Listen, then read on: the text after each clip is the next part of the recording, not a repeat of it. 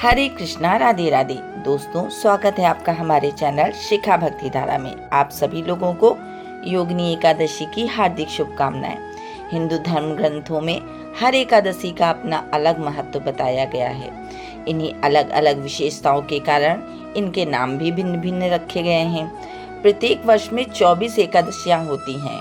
मलमास की एकादशियों को मिलाकर इनकी संख्या 26 हो जाती है।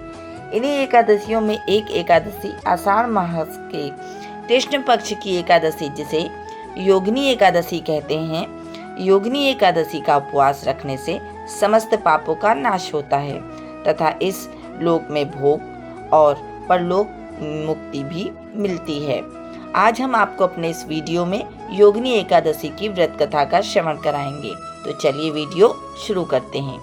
महाभारत काल की बात है। एक बार धर्मराज युधिष्ठिर ने भगवान श्री कृष्ण से कहा, हे त्रिलोकीनाथ, मैंने ज्येष्ठ माह के शुक्ल पक्ष की निर्जला एकादशी की कथा सुनी। अब आप कृपा करके आषाढ़ माह के कृष्ण पक्ष की एकादशी की कथा सुनाइए। इस एकादशी का नाम तथा महत्तम क्या है, सो आप मुझे विस्तार पूर्वक बताइए। श्री कृष्ण ने कहा, हे पांडुपुत्र, आषाढ़ माह के कृष्ण पक्ष की एकादशी का नाम योगिनी एकादशी है। इसके व्रत से सभी पाप नष्ट हो जाते हैं। यह व्रत इस लोक में भोग तथा परलोक में मुक्ति देने वाला है।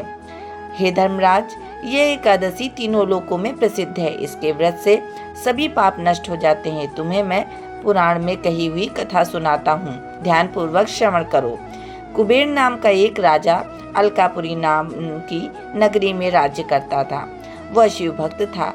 उसका हेममाली नामक एक यक्ष सेवक था जो पूजा के लिए फूल लाया करता था। हेममाली की विशालाक्षी नाम की अति सुंदर स्त्री थी। एक दिन वह मानसरोवर से पुष्प लेकर आया, किंतु कामासक्त होने के कारण पुष्पों को रखकर अपनी स्त्री के साथ रमण करने लगा। इस भोग विलास में दोपहर हो गई।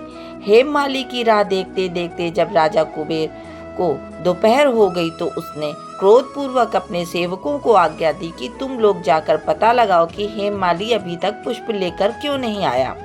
जब सेवकों ने उसका पता लगा लिया तो राजा के पास जाकर बताया, हे राजन, वो हेममाली अपनी स्त्री के साथ रमण कर रहा है। इस बात को सुनकर राजा कुबेर ने हेममाली को बुलाने की आज्ञा दी। डर से कांपता हुआ हेममाली राजा के सामने उपस्थित हुआ। उसे देखकर कुबेर को अत्यंत क्रोध आया और उसके होंठ फड़फड़ाने लगे। राजा ने कहा, अरे दधम, तूने मेरे परम पूजनीय देवों के देव भगवान शिव जी का अपमान किया है। मैं तुझे श्राप देता हूँ कि तू स्त्री के वियोग में तड़पे और मृत्युलोक में जाकर कोढ़ी का जीवन व्यतीत करे।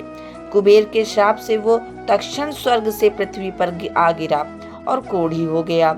उसकी स्त्री भी उससे बिछड़ गई।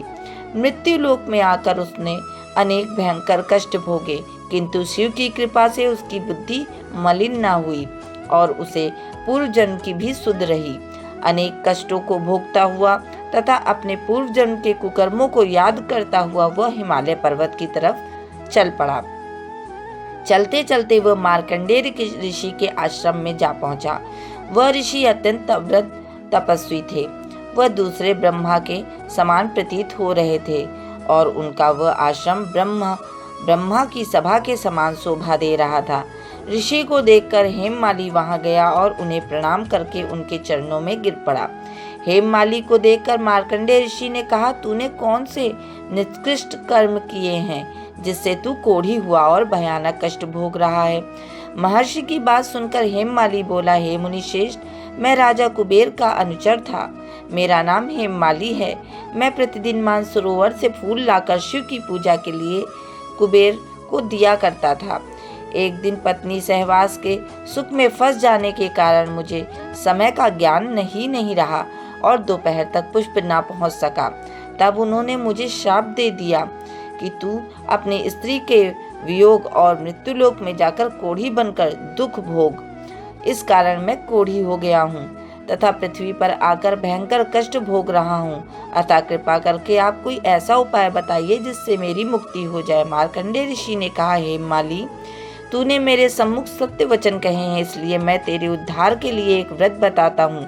यदि तू आषाढ़ माह के कृष्ण पक्ष की योगिनी नामक एकादशी का विधान पूर्वक व्रत करोगे तो तेरे सभी पाप नष्ट हो जाएंगे। महर्षि के वचन सुन हेममाली अति प्रसन्न हुआ और उनके वचनों के अनुसार योगिनी एकादशी का विधान पूर्वक व्रत करने लगा।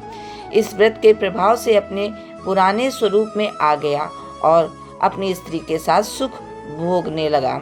भगवान श्री कृष्ण ने कहा, हे राजन, इस योगिनी एकादशी की कथा का फल 88,000 ब्राह्मणों को भोजन कराने के बराबर है।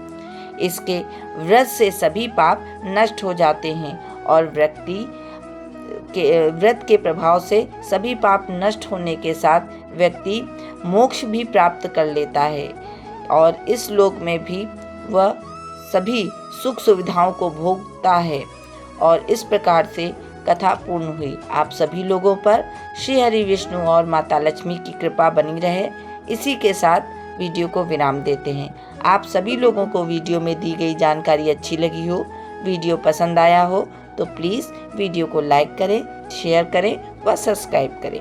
राधे राधे।